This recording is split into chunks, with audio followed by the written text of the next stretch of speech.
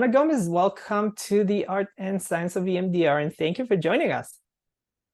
Well, thank you, Rotem, for inviting me. I'm incredibly excited to be here and to talk about the combination of EMDR and Sandtray, which has been a passion and something that I've dedicated 20 years of my life. So it's been a baby of mine. Yeah, I do want to hear. I'm really interested. I was not trained in Sandtray, but I mentioned to you before we started recording, Jackie Flynn is a good friend of mine, and she is really interested in that. And it sounds like it can really take our work to a whole lot deeper. So I'm wondering, Ana, if we can start by talking about how did you find Sandtray? How did you start working with it? And how did you come to integrate it into the EMDR work that you do? Yeah, well, so I was trained in EMDR therapy 23 years ago, but I've been a clinician for close to 30 years. Cannot believe it. Makes me feel old. And I was using, before EMDR therapy, I was already using Sandtray and play therapy. And then I was trained in EMDR. Back in the days, EMDR therapy was a technique that you could incorporate into basically any therapeutic approach. And I was mostly working with complex trauma. That's also a passion of mine and something I've dedicated a lifetime to. So when I went back to practice EMDR therapy, I made a lot of mistakes. And in fact, many of my kids with developmental trauma had big reactions and started to figure out what do I do, right? And how do I join the child in a way that honors the language, Mm-hmm. their own way of telling life stories. And so Sandtray just in the EMDR happened very, very organically as children just came in and started to create worlds in the Sandtray.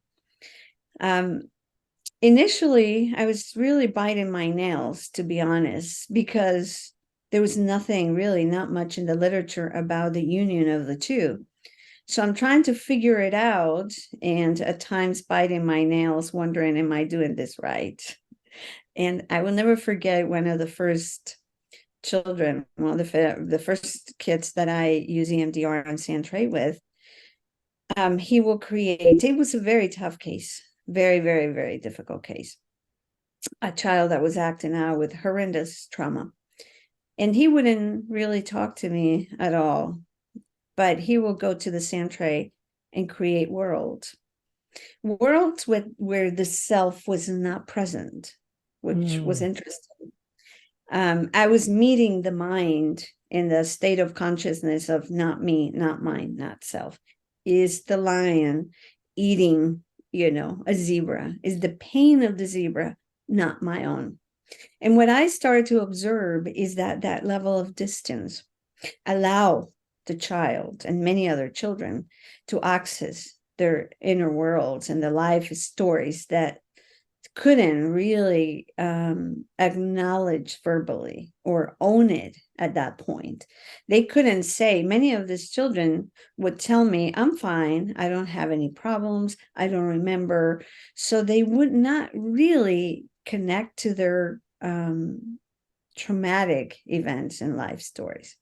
But in the same tray, you could see the story emerging very clearly, the pain, the fear, the perpetrators, the fight and flight responses that were truncated were there, where the zebra will freeze or couldn't or will become helpless.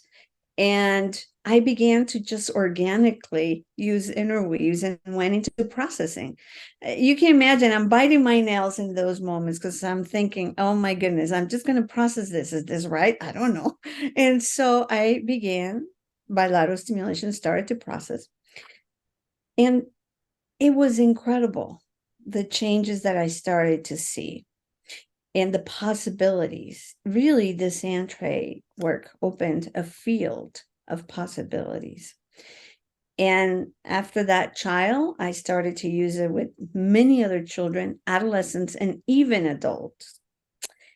And it was an incredible experience to see the shifting, the changes, and realizing that people didn't have to own it yet, that the narrative didn't have to come in well-constructed, verbal, coherent, and cohesive stories, and that the story can come out in the form of reenactment, right? Because that's how children tell their stories. They reenact it relationally, they reenact it in the dollhouse, they reenact in the Sandtray, and that's how they tell the stories. You know, they don't come in with this neat, nice, coherent verbal narrative. So that's how it began. That's how the journey began. And so then I started trial and error, trying, looking at what worked, what didn't. And as I said before, 20 years later, here I am.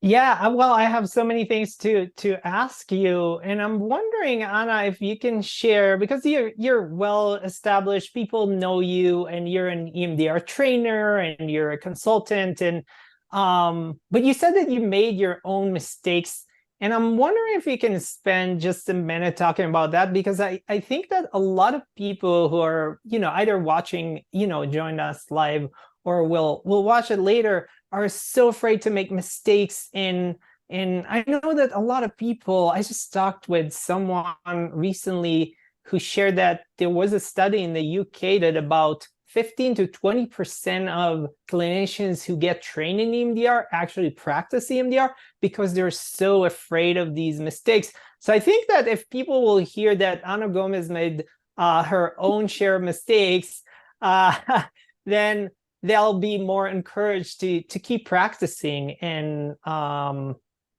abandon EMDR. Yeah, I mean, usually in my trainings, I say I can teach now because I probably have made every possible mistake. And I can tell you, if you do that, this is what's going to happen. It is going to be, it's part of being human. Our human existence is quite messy, and therapy is the same. So the psychotherapeutic approach is not neat and nice and organized, but instead it's messy. It forces us to live in the unknown. It forces us to live in uncertainty. And when we become comfortable in those places, there's magic, really. We began to see really the heart of psychotherapy. And in that process, of course, there are going to be moments of rupture. Again, human relationships have ruptures. We know it from attachment theory. So, of course, the therapist-client relationship is going to be full of ruptures. But see, ruptures bring such an incredible opportunity to deepen the relationship and a new opportunity to create and co-create greater safety. And so I've taken every mistake as an incredible opportunity for growth, for expansion, but also for deepening the relationship with the client as I work on repairing and utilizing those ruptures and mistakes to move the therapeutic process and the healing of the client into a much deeper place. So yes, we make mistakes. There's no perfection in anything that we do. And embracing the imperfect self could really create a shift in who we are as therapists. Thank you for sharing that. I think it's really important. It's a really important message because, again, I know, a lot of us have the perfectionist part, and we want to do things perfectly, and there's a protocol, and there's certain things that we were, maybe we were told that this is the way to do it, this is not the way to do it, and there are some certain procedures that we have to follow. There are some concepts that we need to do in order to have successful treatment. But I think it is important and powerful to hear that, even a person like yourself had her, had your own mistakes when you were starting. And again, it's a great learning opportunity. So thank you again for sharing that. I want to go back to the Sandtray, and we talk about, we have in EMDR, we have images and cognitions and emotions and body sensations. And I think that a lot of times, many of us, that's what I see in consultations, a lot of times people get stuck in the cognitions. And I think that it's our human nature to be, we're cognitive creatures. But I think that with a Sandtray, you can really go deeper with that. Is that right? Yeah, absolutely. And the other thing to remember, though, is even Shapiro said that the cognition is a representation, really, of the felt sense is connected to affect. So it's a verbalization, and those are the specific words that Shapiro used. The cognition is a verbalization of the affect, which means it's highly charged in affect. And this is why often we ask for how true does it feel to you, because it's that felt, believe. Right. And so the Sandtray takes it into a deeper and next level of connection to what exists within. What the Sandtray allows is for us to be able to dialogue with what exists within. And so now my inner world becomes represented in the outer world. And now the outer and the inner world began to dialogue. The different figures in the story itself, they all become avatars of the embodied mind of the client. And we are avatars for the client as well, for the child. Because sometimes the child wants me to, in the tray, be the witch or be the zebra, the perpetrator or the victim. And so I become that avatar. So these are all channels and portals of expression of the child's embodied mind. And so it's a beautiful process to witness how these avatars are utilized not only to tell the story, but in the process of finding integration, these avatars support completions and the fulfillment of unmet needs. So a lot of children, adolescents, and adults with complex trauma, they couldn't complete many of the responses, like fight or flight. They were truncated. The Right. fight or flight became mobilized, but they couldn't fight and couldn't flee. And they couldn't reach what Pierre Janet called the act of triumph. That's the moment of completion, the moment that, yes, I did it, I escaped, or I completed this, this action. And so through the avatars, the client of any age finds completions, right? Because now the zebra can run, this is the world, your world, and you do as you please. So in that world, in that space, that sacred and safe space that the Sandtray offers, now the mind can complete a fight response. Now the little self or parts can experience the meeting of an unmet need, can be nurtured, can sometimes, I gotta show you, for example, I have musical boxes, and you have that little self that was never acknowledged, nurture.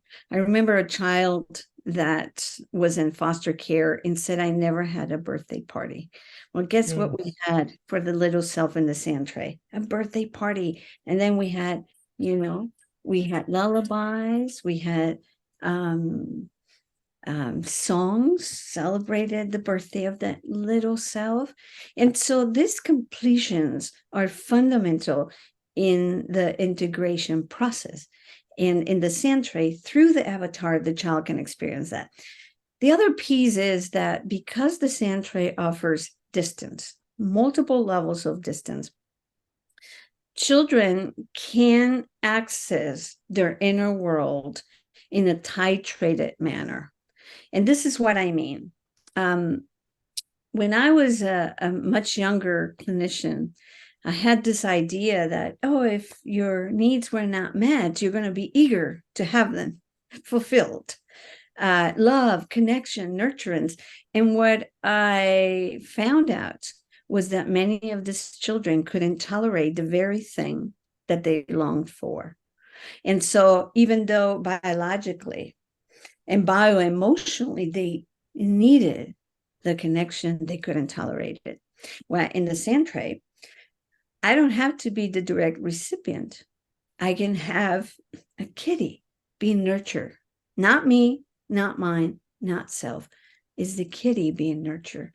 And through the avatar, the child begins, or the adolescent, even the adult begins to experience those moments of nurturance, connection, without having to yet own it.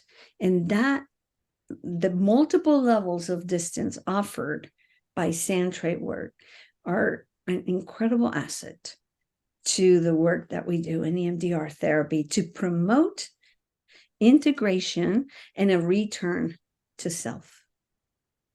Yeah. Oh, that sounds beautiful. So you mentioned the child, the adolescent, and then the adult. So I think it's mostly known, Sandtray is mostly known in the world of kids or working with kids, right? Like in the context of psychotherapy. But it also being used for adults. Is that right? I have used it for years with adults. I've used it with myself. I'm my best lab. And it's beautiful. It's what you dialogue again with your inner world. What you see in the Sandtray is a representation of what exists within, is a physicalization of you. And it's quite powerful for the adult clients that I've used it with. And I've experienced it myself. So absolutely, I don't think there is a specific age, where you say, okay, you're too old for this. The other thing is that the inner dialogues that exist in the human mind occur in metaphors, stories. Think about our dreams. When you dream, you don't just have this whole verbal, well-formed narrative, but instead, our most intimate dialogue is occurring in, the form of stories and symbols. That's how we dream. And so we're utilizing something that is quite organic for the human mind, that does not belong just to children. It belongs to the human mind. Is a channel, is a portal of expression. In the Sandtray offers multiple portals to enter the embodied mind of the child, adolescent, or the adult. Yeah, that sounds really interesting and a lot deeper than, kind of surface level. And I'm wondering if you can give an example of what a symbol would look like in work with a client. Well, and again, how Sandtray therapy has been used is different depending on the multiple approaches that have utilized Sandtray as the centerpiece. This is not, or the way I use it, it's not a psychoanalytic approach. I mean, it's EMDR therapy in the Sandtray is based on the adaptive information processing model, and of course incorporates attachment theory, regulation theory, even polyvagal theory into the work that we do in the Sandtray. So we don't give symbols a specific connotation from a psychoanalytic perspective, but we let the mind express itself through the avatars. And so what a zebra means to you may be totally different what it means to me. Right. And we stay with the process of meaning making of your own mind as a client. Certainly there there are a lot of clinicians that incorporate EMDR into Sandtray, which is a psychoanalytic Jungian approach that may seem different and look different compared to Sandtray, which is not psychoanalytic, and EMDR. So we're not giving specific meaning. Is the mind that gives the meaning to whatever is emerging and unfolding in the Sandtray. That's interesting. So how does it, if you can talk about that integration with the EMDR, what does it look like? Maybe maybe you can talk about phase 2, phase 3, phase 4, when we're starting to prepare our client to the work and actually doing the work. What does it look like when you integrate EMDR with Sandtray? Yeah, well, so in the Sandtray, we dance with the Sandtray, and we hold in mind the objectives of each phase. Yet, because I mostly work with complex trauma and developmental trauma, the phases are not used in a linear format, but instead is what I call a circular format, as we dance and navigate through the phases based on where the client is and where the client is bringing. But let me start with phase 1, for example. So if we have a client and we're utilizing Sandtray, I'm doing my intake.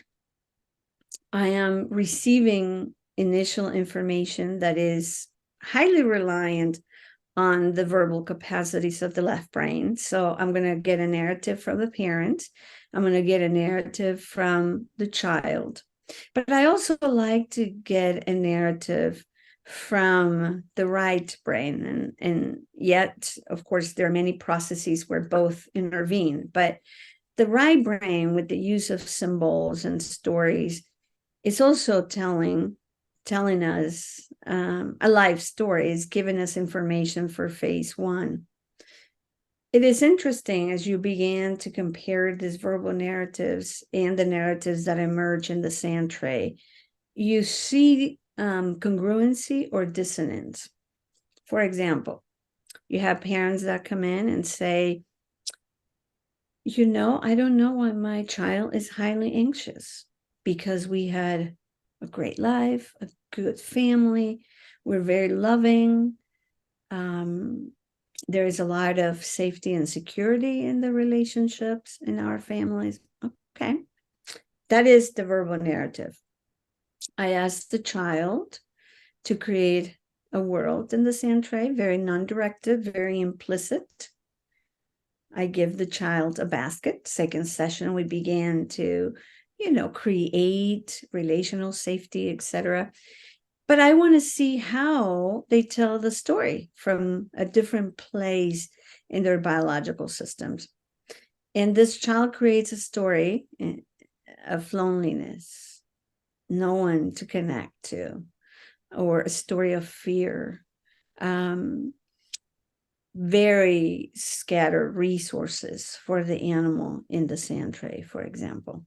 And then you begin to see that dissonance, right? That the verbal narrative is not compatible and does not exist in synchrony with the nonverbal narrative generated mostly through that symbol-rich brain.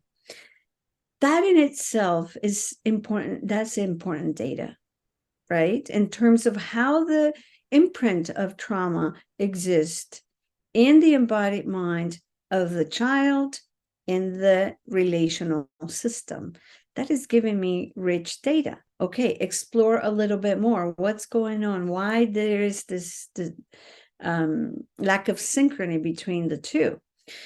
Very likely, and I got to tell you, so many times I went back to explore a little bit more, bring the parents. Sometimes they co-create Sandtrays, stories together. And what you see is the story emerging, that in reality, that was loneliness, that this is a child that doesn't have connection, that this is a child that doesn't have relational safety. And that, yes, this is a child that did not experience, for example, sexual abuse or physical abuse, but there is relational trauma. I consider every form of insecure attachment relational trauma that is unseen, that is invisible to the conscious mind of the caregiving system, the relational system of the child. That will give you a nice landscape for you to begin to organize the A phases. What is needed in preparation phase? I emphasize case conceptualization, looking at the clinical landscape and understanding how am I going to organize preparation phase to truly honor the uniqueness of this child and the specific wounds that this child is presenting with, right? There is a synaptic architecture, of course, that holds this, but there are also patterns of autonomic activation that are holding the imprint left by trauma. And so that is phase one that continues. We continue to gather data and information. And in that case, I'm going to have to work with the system. I'm going to have to bring the parents more actively. I'm going to have the parents and the caregiving system as an important and active therapeutic partner. And during preparation phase, depending on the clinical landscape of this child that includes the relational system, then what are the resources that we're going to create? Do I need to do work with the caregiving system to restore co-regulation and the caregiver's capacity to co-regulate and begin to reset autonomic system, for example? And so in the tray, we can create pretty much anything. We can create safe places, helpers, resources. So in that place, the physicalization of resources and the work with parent-child, could happen in such beautiful ways. So I know it's quite complex to go through all the phases. So I'm going to stop right here and see if you have comments or questions. Yeah, no, that was really helpful. So first of all, you get kind of like two versions of phase one, right? The left brain is the verbal answers that you're getting, and then you're also getting from the Sandtray, you're getting more access to the right brain. And this is, I never thought about it, but this is beautiful because then you're seeing if they're in sync or not, and if everything is data, right? Like if they're not in sync, it's good data for you as a clinician. And then you mentioned the parents in phase two and co-regulating. So are the parents doing the Sandtray too with the child, or how does it work? Well, so now it becomes more complex. Of course it does. When you're working with children with complex trauma, very likely you have a system that also holds trauma. Quite often what we see here is generational wounds. Yeah. And when you're working with generational wounds, you need to work with the system. If you only work with the child, you're holding the child responsible for all the generational wounds. It's not easy. So I know everybody right now is thinking, but that's so hard to work with the parents. Yes. But we cannot abandon that work. The systemic work is fundamental. So I do have meetings with the caregiver during phase one. I do invite them, though, not just to tell me the issues with the child verbally, but I invite them to tell me the story, their story with the child in the tray. So much can be seen in the Sandtray. How does the parent even physicalize and represent the child? I asked them, pick a figure or figures that represent your child. You cannot imagine what I've seen in the last 20 years.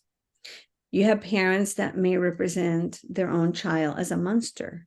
That's how they subjectively perceive the child to exist in their lives.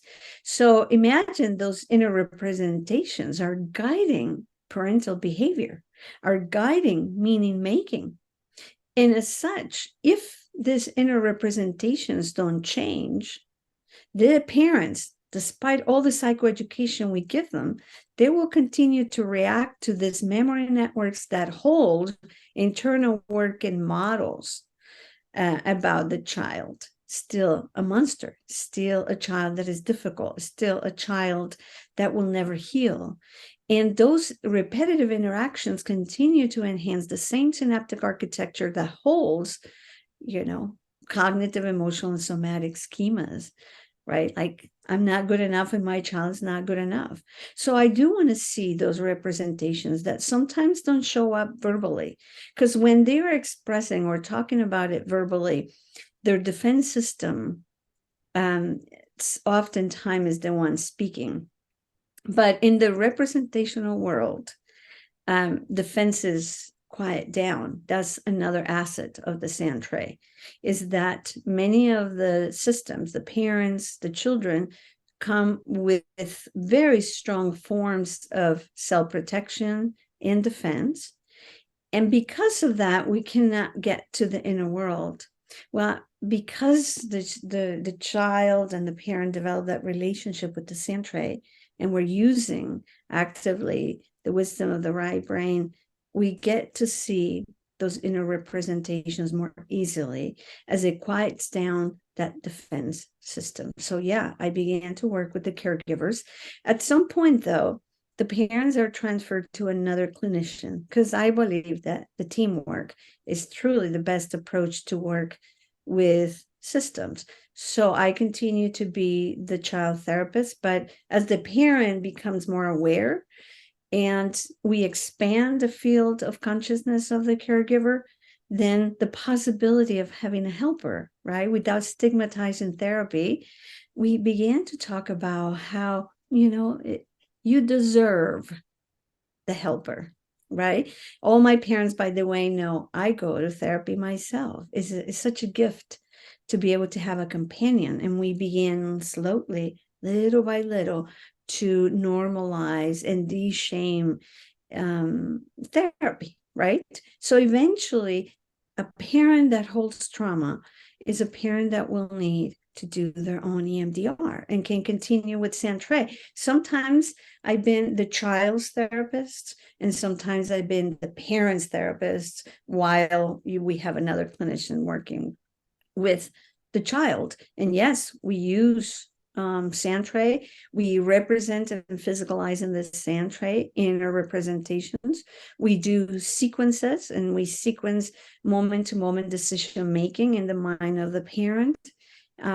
We do flowbacks and find out what is it that the child is awakening in the parent's mind, because then the child awakens the synaptic architecture that holds the trauma, and now the parent sees the child through the lenses of their own unresolved and unhealed trauma. All that can be done in the Sandtray. Now, needless to say, we don't force clients to be always in the Sandtray. There is a combination of many other things, but certainly Sandtray is an important component of treatment. Yeah, wow, that's a lot. And I think that, referring the parents or caregivers to treatment, especially if it's multi-generational trauma, and you think about the co-regulation, right? If they don't resolve their own traumatic issues, they can't be the best co-regulators for their kids. They might get triggered by their kids. So I think that's very powerful. I want to maybe, before we let our members know where they can learn more about it, and maybe you can take some questions, I want to ask you about phase 4, and if you can talk, and I know like phase 4 might be, something you're teaching for, 2 days, but maybe you can talk a little bit about how we integrate the Sandtray to phase 4, through the reprocessing phase. So one of the things that I had to do as I first began to combine the two, but then the next level was I have to teach this how do I help others understand what I'm doing, right? Because I was just, very organically, while biting my nails, doing this. So I had to go to the next level and say, how can I teach? And we are at a point where we have 90 hours of EMDR Sandtray, level 1, level 2. So I'm going to briefly talk about processing, but I just want to emphasize the complexity of processing. You know, trauma ruptures the fabric of the self. And here it's beginning to, you know, sew it one little fiber at a time. It's quite complex. Requires our presence. It requires our connection to ourselves as well. So it's quite complex. During processing phases, one of the things that I began to conceptualize and create as I was preparing to teach this is understanding the different levels of distance that Sandtray work offers to EMDR therapy.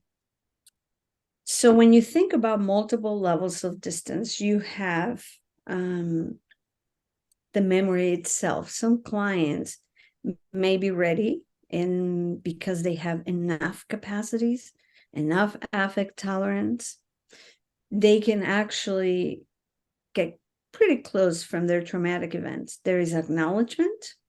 There is this is me, this is mine, this is self.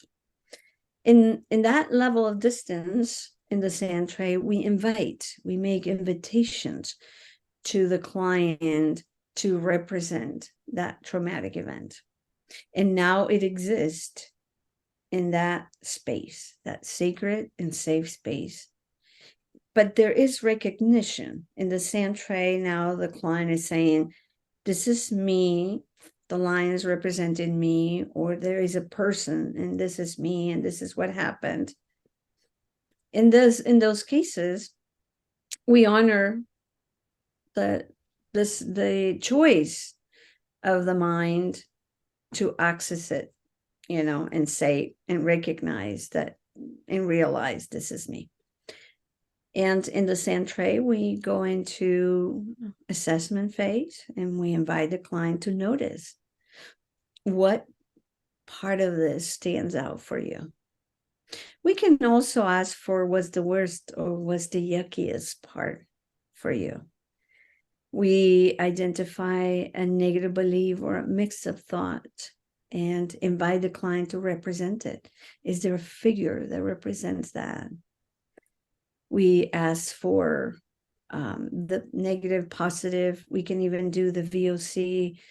We can invite emotions to come into the tray, etc. We go through the assessment phase and we begin bilateral stimulation.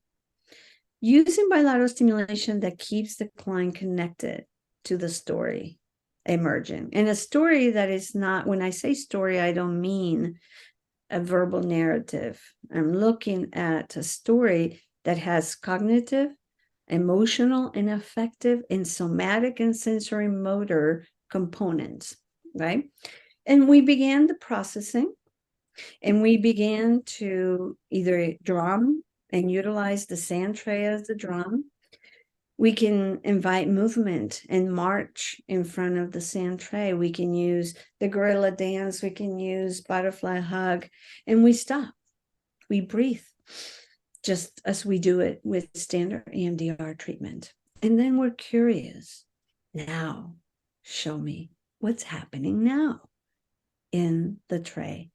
So now there is a big difference. It's not just a verbal narrative emerging.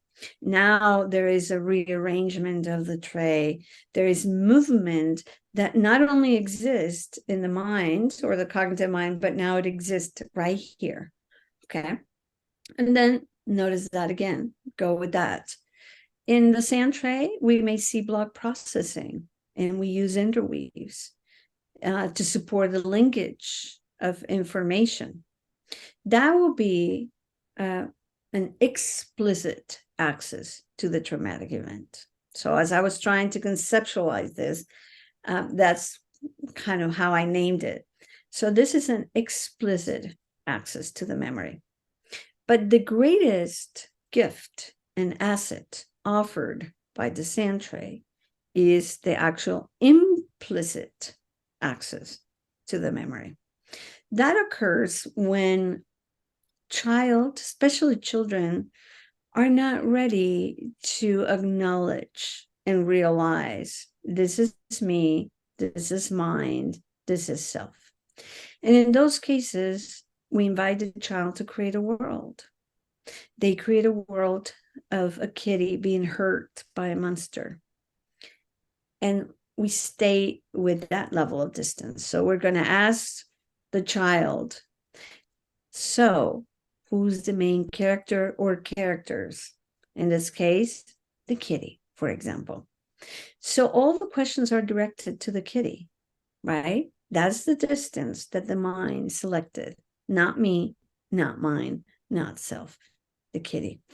So for the kitty, does the kitty have a mix-up thought, right? So we do assessment phase with the kitty, and we began the processing with the kitty. We stay with that because that's the level of distance. That's the portal selected by the child's embodied mind. And we process. We begin processing, take a breath. What's happening in the kitty's story? Well, the monster is on top of the kitty and there's no one to help. Second set, no one to help. Block processing. Now we're going to use an interweave, or we're going to change mechanics and use a different form of BLS, or change the speed, or use an interweave. I wonder if there is anyone that knows or can tell who can help the kitty. So we support the linkage of memory networks and finding resources. So it happens in the tray, show me in the Sandtray, bilateral stimulation. We do all kinds of interweaves, somatic interweaves, educational interweaves.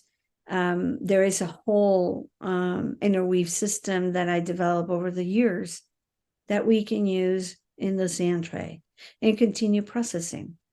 Now, children especially can process multiple implicit worlds in stories where there is not yet recognition of self and the presence of self. And what I have seen over the years, because that's where I was biting my nails 20 years ago, or thinking, oh my gosh, I'm processing a story of a cat. Is this even appropriate? Is this going to do anything? I don't know. There's nothing in the literature. So what I began to see, and what I have seen from hundreds of children, is that you began to see shifts and changes. Integration is happening with that level of distance. Eventually, what I have seen over and over again is that the mind begins to move closer and closer to the actual story. You began to see greater ownership. You began to see greater realization. And you began to see the self in the story. Suddenly, one day, a child may come in and say, I'm not going to work with the kitty anymore. This is me, right? But it happens organically and in a way that is very much titrated. And we still do the processing. We do installation of the positive cognition. We do the body scan, and we scan the kitty's body, not the child's, right? We stay with that level of distance. So that is a great asset offered by the Sandtray, that we can access play states and stories, and they become the target until the mind is able to more closely recognize and acknowledge the actual story, which eventually we move into explicit access of the memory. And I want you to maybe mention you're writing a book right now about that integration of EMDR Sandtray, and you also have a training next month, which I just dropped in the chat. And if for those who watch this video later on YouTube or on the Art and Science of EMDR website, the link will be below this video, wherever you're watching it. But Ana, I'm wondering if you can talk a little bit about your book that you're writing and the training that you're going to have next month in October in Arizona. Yeah, so first the book, I'm incredibly excited. I'm writing the book. I have a contract with Norton, so we should have the book next year, second half probably. And it's all about the integration of EMDR and Sandtray. It goes through each phase and how to do it, a lot of examples, a lot of how-tos. This is how you do it. And the training, we do have a training coming up. We have a few spots left in Arizona in our training. So we do trainings online and we do the same programs. This is an intensive program. It's a 45-hour intensive program, which is level 1. Level 2, we'll do that next year. Level 2 addresses the work with severe trauma, working with self states, dissociative parts, ego states. So how to work with severe traumatization, how to work with attachment wounds, that's level 2. So really the Sandtray, EMDR Sandtray is about 90 hours. Plus we also offer post level 1, post level 2 consultation. So we want to make sure that we provide enough support to the community. So once you're trained, then you're going to go and use it, and very likely you will have moments where you don't know what to do, or you think that you made it, you made the wrong decision. So we're there providing consultation for those difficult cases. And for the in-person training, we have, I have close to 4,500 figures now, because that's one of the issues that we developed, Sandtray Therapist, is that our negative belief is I don't have enough figures. So we keep it's on top of that, I don't have enough books. I don't have enough figures, yes. And we keep buying and buying and buying. But we have about, there's no space for the complete 4,500 collection, but we do have close to 3,000 figures, dozens of Sandtrays. So it's very much hands-on. This is how we do it. This is why. Here is the theory behind it. So we utilize attachment theory, polyvagal theory, regulation theory, interpersonal neurobiology, multiple theories accompanying the adaptive information processing, EMDR procedural steps, and also, of course, the gifts of EMDR Sandtray. So very much hands-on, do it. One of my favorite intensives, definitely. That will be in Phoenix in October. We have a few, as I said before, a few spots. Yeah, so it's learn by doing. So you do a lot of experiential work yourself. And also there is a follow-up consultations after, which I think is a great model for people, because a lot of times people are done with the training and they go and try it and they're trying to figure out. This way you will provide some consultation after and help people implement it more into their work. Absolutely. Yeah. Okay, so this is the part that we ask our community members to turn their videos and microphones on and ask Ana some questions. So before we do that, Ana, I want to say thank you so much for being a guest on the Art and Science of EMDR. Thank you for having me. I'm very, very grateful. Thank you.